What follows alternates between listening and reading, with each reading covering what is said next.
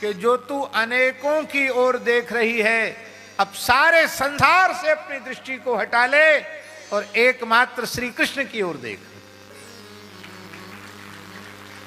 और जब द्रौपदी ने पुकारा, दुख हरो द्वारिका नाथ शरण में तेरी, दुख हरो द्वारिका नाथ शरण में तेरी, दुख हरो द्वारिका नाथ शरण में तेरी।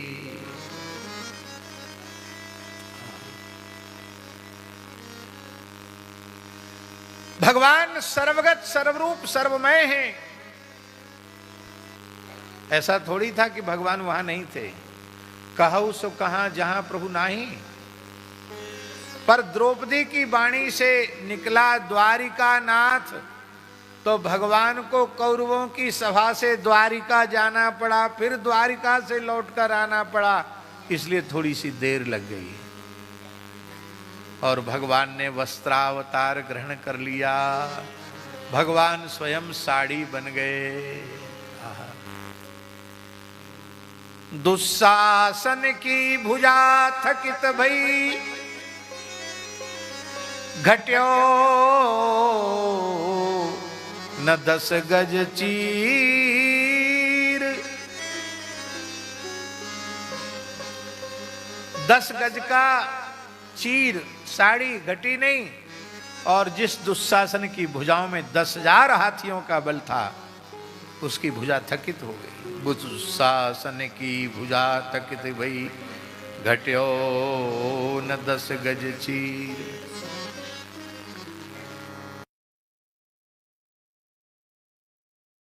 कि नारी ही की साड़ी है कि सारी ही की नारी है, नारी बीच सारी है कि सारी बीच नारी है, पता ही नहीं चला। अंबार लग गए वस्त्रों के, और उस समय आकाश से पुष्पों की वृष्टि होने लगी। इस द्रौपदी की भक्ति को देखकर सब जय जयकार करने लगे। और द्रौपदी ने अपनी भक्ति के बल से, कृष्ण भक्ति के बल से, अपने सतीत्व के बल से, अपने पतियों का दांव पर लगाया हुआ, हारा हुआ राज्य फिर से प्राप्त कर लिया। संपूर्ण इंद्रप्रस्थ का ऐश्वर्य जो खो चुके थे, उसको पुनः प्राप्त कर लिया। और इसके बाद पांडव प्रसन्नता पूर्वक रथ में बैठ करके इंद्रप्रस्थ की ओर जाने लगे। फिर दुशासन, दुर्योधन, शकुनी, ये जो चंडाल चौकड़ी थी, इसने फिर धृतराष्ट्र के कान भरने शुरू किए।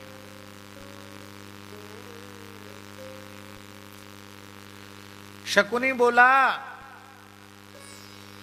आप अपने भांजों का, आप हमारे भांजों का अच्छा होता हुआ नहीं देख सकते। कितना हमने प्रयत्न करके जुए के षड्यंत्र में सब कुछ जीता था, और आप ऐसे भोले भंडारी हो गए कि सब लुटा दिया, जीती हुई संपत्ति फिर वापस कर दी। धृतराष्ट्र ने कहा, द्रौपदी के शाप की अग्नि से मैंने तुमको बचाया। द्रौपदी महासती है, तुमने चमत्कार नहीं देखा? और मैं ऐसा न करता तो भला क्या करता? दुर्योधन यही कहता था कि पुनः उनको बुलाओ जुआ खेलने के लिए, फिर से जुआ खेला जाएगा, और यदि यह आज्ञा आप नहीं देते तो मैं आपके सामने जहर खा के मर जाऊंगा। ये उसकी धौंस, धमकी, जहर खा के मर जाऊंगा। धृतराष्ट्र की जगह हम होते तो कहते अभी तुरंत मर जा, तेरे जैसे पुत्र की जरूरत ही नहीं है। लेकिन हम नहीं थे, बहुत अच्छा हुआ, नहीं तो महाभारत नहीं होता।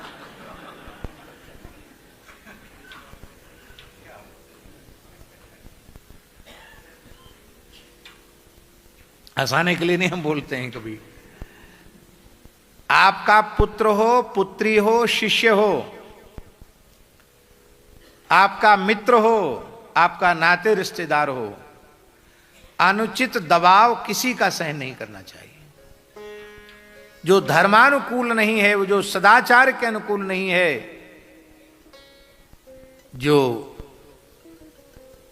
अपने स्वाभिमान के अनुकूल नहीं है, धर्म और सदाचार के अनुकूल नहीं, ऐसा दबाव किसी का क्यों स्वीकार करना।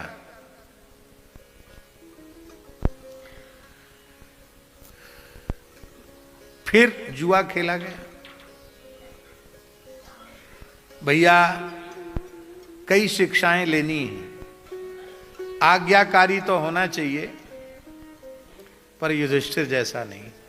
बोलो वृंदावन बिहारी। यद्यपि यह भी बहुत ऊंची बात है, युधिष्ठिर का आज्ञा पालन कितना अद्भुत है। और छोटे भाइयों को बड़े भाई के प्रति कितना प्रेम होना चाहिए, कितना आदर होना चाहिए, भी हमारा अधिकार नहीं। वे धर्म हमारा अधिकार नहीं। वे धर्मपुत्र धर्मराज हैं, वो अधर्म युक्त काम कर ही नहीं सकते। जब धर्मराज अधर्मयुक्त कार्य नहीं कर सकते तो हमको सोचने समझने की क्या आवश्यकता है।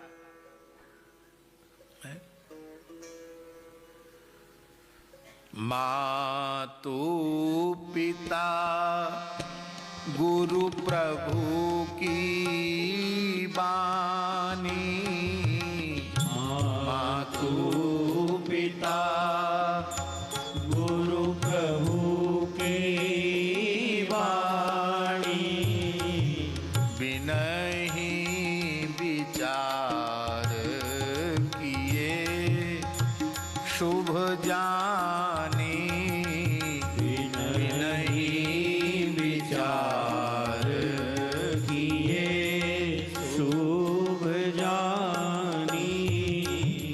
माता पिता गुरु इनकी आज्ञा का पालन बिना विचारे ही करना चाहिए। यदि ये अनुचित आज्ञा देते हैं तो आज्ञा पालक को पाप नहीं लगेगा, आज्ञा देने वाले को पाप लगेगा। धर्मराज ने जुआ खेला, जुआ खेलना पाप है, अधर्म है, लेकिन धर्मराज को पाप का स्पर्श नहीं हुआ। क्यों? वे कोई जुआरी थोड़े ही हैं, उनकी कोई जुआ खेलने की प्रवृत्ति थोड़ी ही है। एक तो अपने पिता का बड़ा भाई ताऊ जी, फिर राजा, और पिता जीवित नहीं है, तो इस स्थिति में तो सबसे माता पिता जो कुछ बड़े हैं वो धृतराष्ट्र ही है। इसलिए अपने बड़े की आज्ञा उन्होंने मानी, केवल बड़े की आज्ञा का आदर किया, आगे पीछे कुछ नहीं सोचा। पांडवों का कुछ नहीं बिगड़ा, पांचों पांडवों को खरोंच तक नहीं आई, और युधिष्ठिर चक्रवर्ती सम्राट बने। और धृतराष्ट्र को क्या मिला इसका परिणाम? 100 पुत्रों में से एक पुत्र भी पानी देने वाला जीवित नहीं रहा।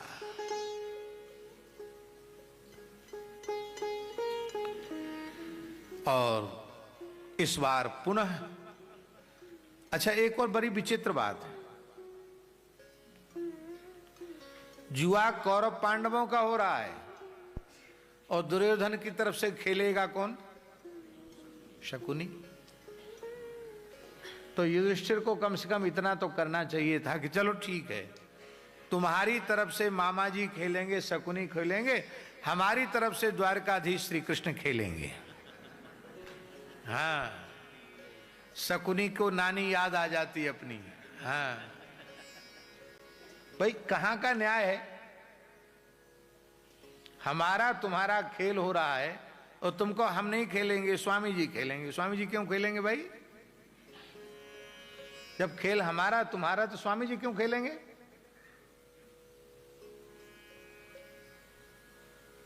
तो मना करना चाहिए था। अरे कैसे, ये अन्याय है।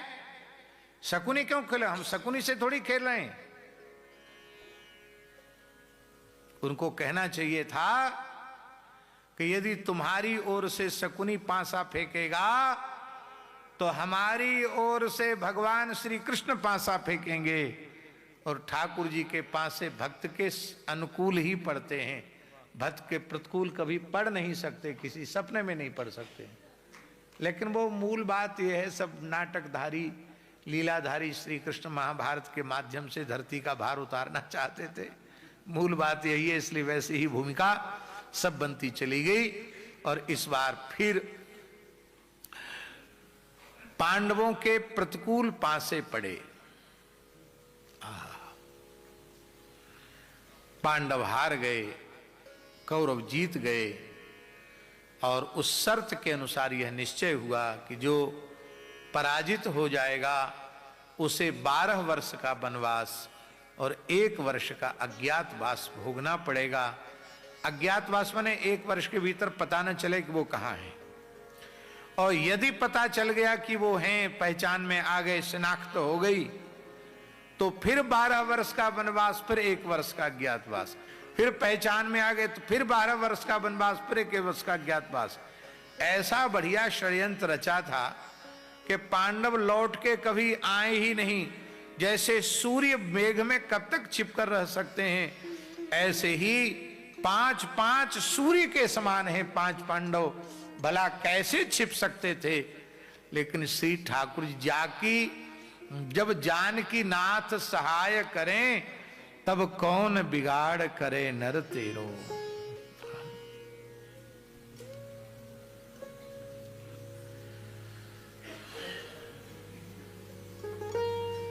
जो सहाय रघुवीर, भगवान सहायक हो तो क्या कहना। पांडवों ने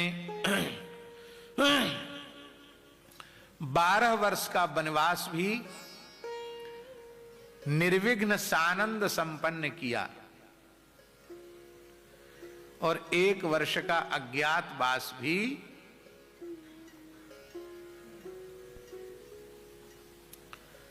पूर्ण किया विराटनगर में। कितनी विलक्षण बात है। धर्मराज युधिष्ठिर ने अपना नाम कंक रखा। क्या नाम रखा? कंक। मैं कंक नाम का ब्राह्मण हूं। क्या जानते हैं आप? बोले मैं धर्मशास्त्र के मर्म को जानता हूं। जानती थी? तो धर्म और सदाचार के संबंध में कभी कोई महाराज जिज्ञासा करें तो मैं उसका उचित समाधान कर सकता हूं। और क्या करेंगे आप? बोले मैं जुआ खेलना बहुत अच्छा जानता हूं।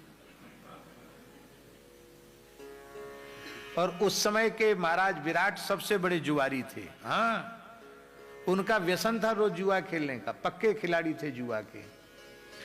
तो राजनीति कहती है कि राजा जिस कला में कमजोर हो उस कला में कमजोरी को दूर करे, वो ठीक से उसमें प्रवीणता प्राप्त करे। तो अच्छे कच्चा पहलवान पक्के पहलवान के साथ अखाड़े में उतरकर 2-4 बार तो पटक खाएगा, बाद में फिर वो भी अच्छा पहलवान हो जाता है।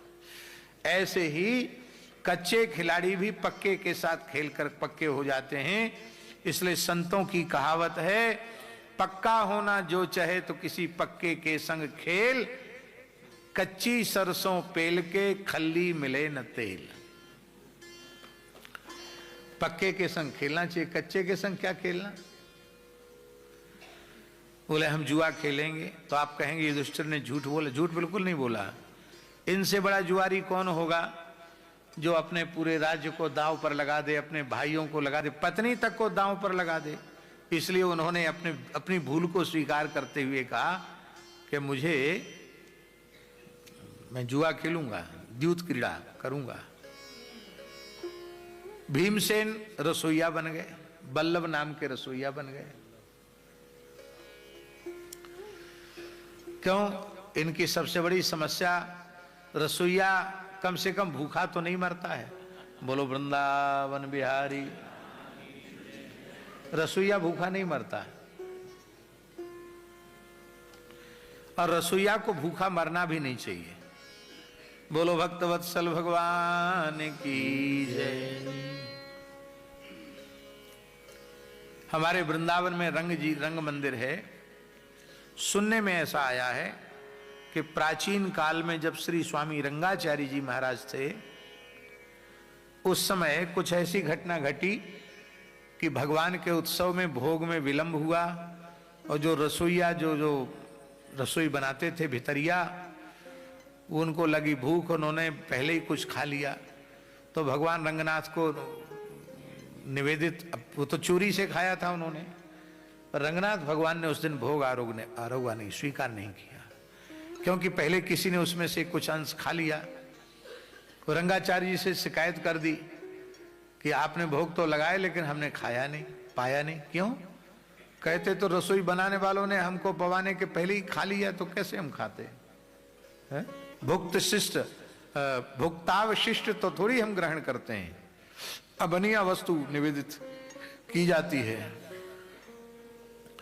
तब से रंग मंदिर में ये परंपरा चल पड़ी, एक ठाकुर जी बैठे हैं रसोई घर में, और रसोई बनाने के पहले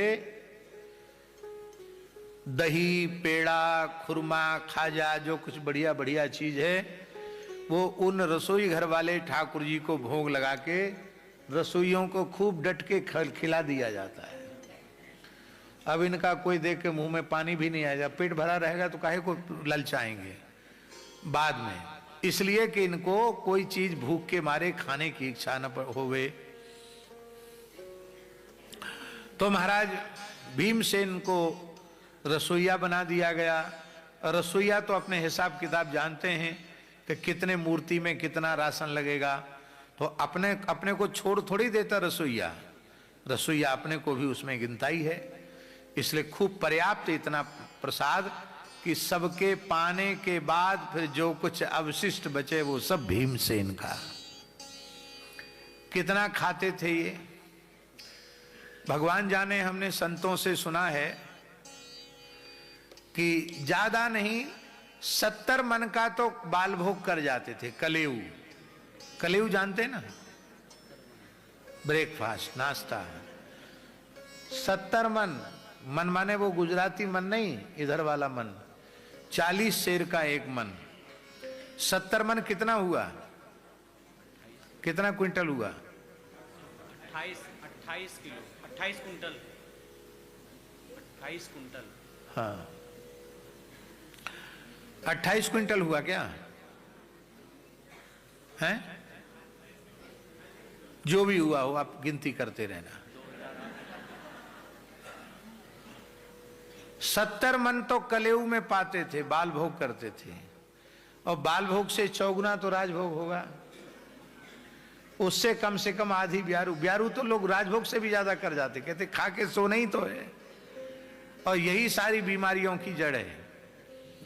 रात्रि का भोजन बहुत हल्का करना चाहिए, उसको ही बहुत भारी लोग करते हैं। सर्वोत्तम पक्ष तो यह है कि रात्रि भोजन छोड़ देना चाहिए, बहुत कम सूक्ष्म आहार लेना चाहिए, रात्रि भोजन न किया जाए तो ज्यादा अच्छा है। तो राम जी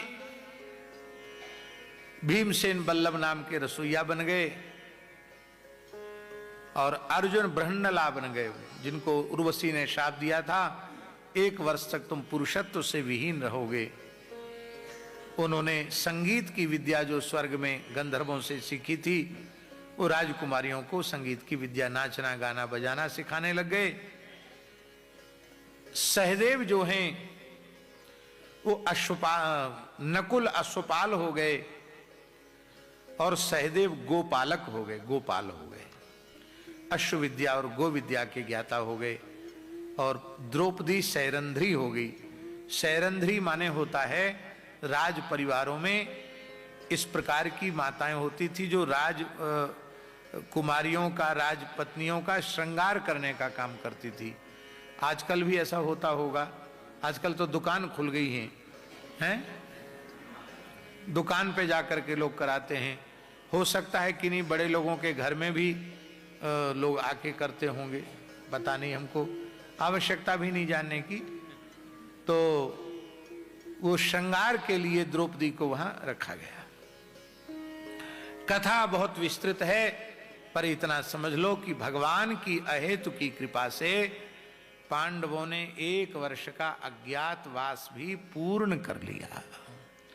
और ये जो विराट नगर से गायों का अपहरण किया गया है, ये वनवास की अवधि पूर्ण होने के बाद, अज्ञातवास की अवधि पूर्ण होने के बाद। और ये तो सब इतने बेईमान थे, वो कहते थे कि हम कहेंगे कि नहीं नहीं नहीं, अवधि के भीतर ही हमने खोज लिया। तो सारी धरती पर खोजते रहे, पर पांडवों का पता नहीं चला सके कि पांडव कहां हैं। और जब अवधि पूर्ण हो गई तो पितामह भीष्म से पूछा कि पांडव छिप तो सकते नहीं, आखिर हैं कहां। समझ गए कि अब तो संकट से मुक्त हो गए पांडव। भीष्म जी ने कहा कि जिस क्षेत्र में पांडव निवास करेंगे उस क्षेत्र में धर्म 4 चरणों से परिपूर्ण होगा। वहां सतयुग का वातावरण रहेगा, वहां की गायें बहुत अधिक दूध देने वाली होंगी, वहां की स्त्रियां पातिव्रत धर्म का पालन करने वाली होंगी, वहां के पुरुष एक पत्नी व्रत होंगे, और वहां दुर्भिक्ष नहीं होगा, वहां महामारी नहीं आवेगी, वहां असाध्य बीमारियां नहीं होंगी। इतनी लक्षण बताए। बोले ऐसी समृद्धि तो केवल विराट नगर में है। और उस समय गायों का अपहरण किया गया। और आप सब कथा आपको मालूम है कि बृहन्नला ने उत्तर कुमार का सारथ्य स्वीकार किया, राजकुमार उत्तर का, और अपने प्रचंड पराक्रम से सबको रणभूमि में सुला दिया। कर्ण को भी रणभूमि में सुला दिया। और अभिमन्यु का उत्तरा के साथ विवाह भी संपन्न हो गया।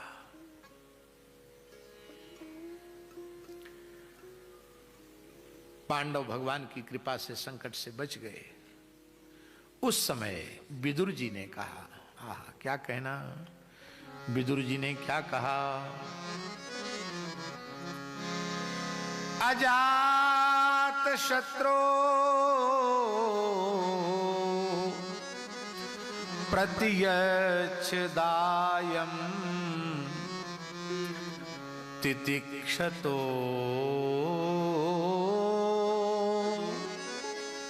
दुर्विषहं तवागा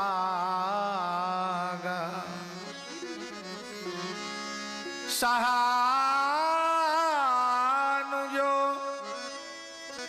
यत्र ब्रकोदराहि श्वसन रुषा यत्त्वमलं बिभेषि। विदुर जी ने कहा, है धृतराष्ट्र, अजात शत्रु युधिष्ठिर का जो भाग है, हिस्सा, उनका जो अधिकार है, वह अधिकार उनको दे दो। वे महान सहनशील हैं। तुम्हारा यह अपराध क्षमा के योग्य नहीं है, लेकिन फिर भी तितिक्षु होने के कारण अक्षम्य अपराध को भी क्षमा कर रहे हैं। इसका आशय क्या है झा जी? इसका आशय यह है कि यदि वे तितिक्षु न होते तो धर्मराज युधिष्ठिर की क्रोधाग्नि से तुम जलकर भस्म हो गए होते। पर वे महात्मा हैं, अजात शत्रु हैं और तितिक्षा धर्म का पालन करने वाले हैं, इसलिए तुम सुरक्षित हो। किंतु उन पांडवों में एक ऐसा भयंकर विषधर है, नाग है, जो तुम्हारे पुत्रों को तुम्हारे सहित निगलने के लिए तैयार है। उस नाग का नाम क्या है? सहानुजो यत्र ब्रकोदराहि। ब्रकोदर नाम का अहि माने सर्प, नाग, भीमसेन, जो तुम्हारे 100 पुत्रों को निगल जाने के लिए तैयार है। भीमसेन ने प्रतिज्ञा की थी, जब द्रौपदी की साड़ी खींची गई, कि मैं 100 कौरवों का अकेले वध करूंगा और दुशासन की छाती फाड़कर उसके रक्त का पान करूंगा। और भीमसेन ने अपनी प्रतिज्ञा पूर्ण की। विदुर जी की बात नहीं मानी गई। धृतराष्ट्र ने कहा, हे महात्मन विदुर, आप जो कुछ कहते हैं बहुत अच्छी बात है, लेकिन क्या कहें, दुर्योधन मानता नहीं है। विदुर जी ने कहा मानता नहीं है, आप केवल एक पुत्र के पिता नहीं हैं, आप राजा हैं, और राजा की आज्ञा यदि प्रजा नहीं मानती है तो चाहे प्रजा हो या पुत्र हो, राजा को उसे दंड देना चाहिए। यदि दुर्योधन तुम्हारी न्यायोचित आज्ञा नहीं मानता है तो उसको निष्कासित कर देना चाहिए अथवा उसे कारागार में डालना चाहिए। क्यों नहीं मानेगा आपकी आज्ञा? आप आज्ञा दीजिए सेवकों को, बंदी बनावे दुर्योधन को। विदुर जी का दुर्योधन से कोई वैर नहीं था, वे तो न्यायोचित बात कह रहे थे। लेकिन जब भी दुर्योधन को ये पता चला कि हमारे पूज्य चाचा जी तो हमको ही कारागार में डालने की सलाह दे रहे हैं, उस समय उसने भरी सभा में विदुर जी का अपमान किया है। कएन मत्रोपजुहावजिह्मं दास्या सुतं यद्बलिनैव पुष्टः तस्मिन् प्रतीपः परकृत्य आस्ते निर्वास्यतामासु पुराश्वसानः। जो अपमान भरी सभा में विदुर जी का हुआ वह सर्वथा अनुचित था। विदुर जी कोई सामान्य महापुरुष नहीं है, साक्षात धर्मावतार हैं। धृतराष्ट्र पांडु के भाई हैं, कौरव पांडवों के चाचा हैं, और पद की दृष्टि से देखा जाए तो प्रधानमंत्री हैं। वो प्रधानमंत्री की कुर्सी पर बैठे हैं, और प्रधानमंत्री नहीं, हमसे कोई पूछे तो वस्तुतः राजा विदुर जी ही हैं। कैसे? क्योंकि धृतराष्ट्र तो अंधा है ना, तो संपूर्ण राज्य का संचालन विदुर जी के द्वारा ही हो रहा है। भीष्म जी तो प्रतिज्ञाबद्ध हैं, इस सिंहासन पर कोई टेढ़ी नजर से देखेगा तो हम लड़ेंगे, नहीं तो हमारा कोई मतलब नहीं, हम तो राम राम करेंगे। द्रोणाचार्य जी केवल पढ़ाने लिखाने तक सीमित हैं, और कृपाचार्य जी गंधाक्षत पुष्पाणि समर्पयामि तक सीमित हैं। किसी को कोई लेना देना थोड़ी है, विदुर जी ही हैं केवल। और उन विदुर जी का अपमान भरी सभा में किया गया। इस नीच कुटिल दासी पुत्र को यहां किसने बुलाया? ये हमारे टुकड़े खाता है, हमारी जूठन खाता है, और हमारे शत्रुओं का पक्ष लेता है। ये इतना बड़ा अपराधी है कि इसे प्राण दंड मिलना चाहिए। लेकिन चलो जाने दो, हमारे बाप का भाई है, इस नाते से इसको प्राण दंड तो नहीं दे सकते क्योंकि पिता का भाई है। लेकिन अब ये यहां ठहरने लायक है नहीं, रहने लायक है नहीं। निर्वास्यताम आसु, आसु निर्वास्यताम, इसको धक्का देकर नगर से बाहर निकाल देना चाहिए। सभा से नहीं, पुरात, नगरात, हस्तिनापुरात, हस्तिनापुर से इसको निकाल देना चाहिए। विदुर जी चाहते तो श्राप देकर भस्म कर सकते थे, और नहीं तो अतिरथी महावीर थे, अपने धनुष पर प्रत्यंचा चढ़ाते तो ये जवान चलाने वाले का सिर धड़ से अलग कर सकते थे। वो महावीर थे। महाभारत में अतिरथी वीरों में गणना है विदुर जी की। विदुर जी खाली उपदेशक नहीं है, बहुत बड़े वीर भी हैं। इसलिए संतों ने कहा शापादपि शरादपि, शाप से और शर से दोनों से दंड दे सकते थे, लेकिन सामर्थ्य होते हुए भी विदुर जी ने क्षमा कर दिया। विदुर जी ने कहा हम तो तुम सबके पीछे इसलिए पड़ रहे थे कि तुम्हारा महाविनाश हमें दिखाई पड़ रहा था, तुम बच जाओ, लेकिन लगता है कालरूप श्री कृष्ण तुम्हारा भक्षण करना चाहते हैं। तो भगवान की ये बाल भोग लीला में हम बाधक क्यों बने? निकालने की आवश्यकता नहीं है। इस सभा का त्याग कर हम स्वयं चले जाएंगे और राजकीय चिन्हों को, राजमुद्रा का त्याग करके, राजकीय वेश का त्याग करके स्वयं धनुर्द्वारि निधाय, अपने धनुष की प्रत्यंचा को ढीला करके वहीं रख करके और वहां से वे चल पड़े। कहां गए? हा सनिर्गतः कौरव पुण्य लब्धो गजाह्वयात् तीर्थ पद पदानि अन्वाक्रमत् पुण्य चिकीर्षयोर्व्याम स्वधिष्ठितो यानि सहस्रमूर्ति। कौरवों का संपूर्ण पुण्य लेकर से विदुर जी चले गए। ध्यान में आई बात? जिस घर में, जिस परिवार में, जिस नगर में, जिस सभा में भगवान के किसी विशुद्ध भगवत भक्त का तिरस्कार किया जाता है और जब वह तिरस्कृत होकर वहां से जाता है तो लोग तो तालियां बजाते हैं कि देखो क्या इज्जत धोई गई।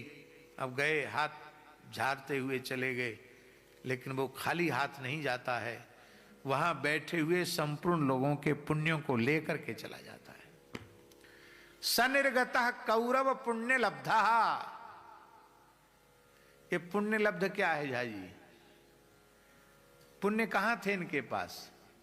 क्योंकि अभी पहले कह चुके हैं कि द्रौपदी के केश पास का स्पर्श करते हुए उनके पुण्य नष्ट हो गए थे।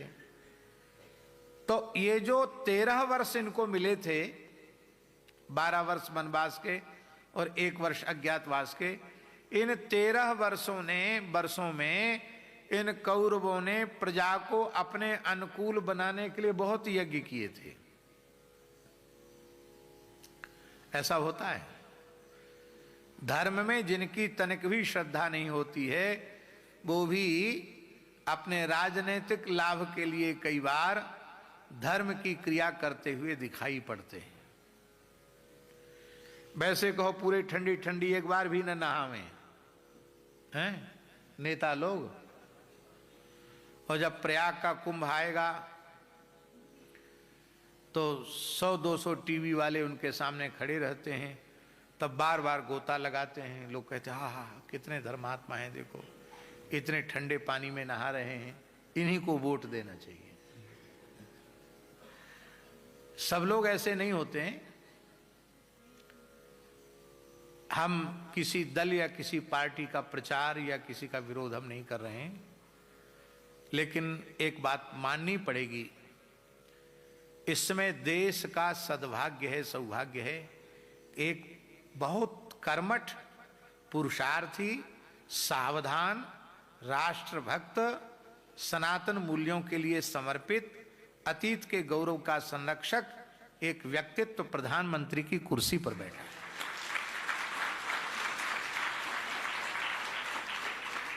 दिखावटी श्रद्धा नहीं है। किसी तीर्थ में जाते हैं तो श्रद्धा पूर्वक प्रणाम करते हैं। हो सकता हमारी बात बहुत से लोगों को अच्छी न लगे तो न लगे, पर हमारे जो अनुभव में आ रहा वो बात हम बोल रहे हैं।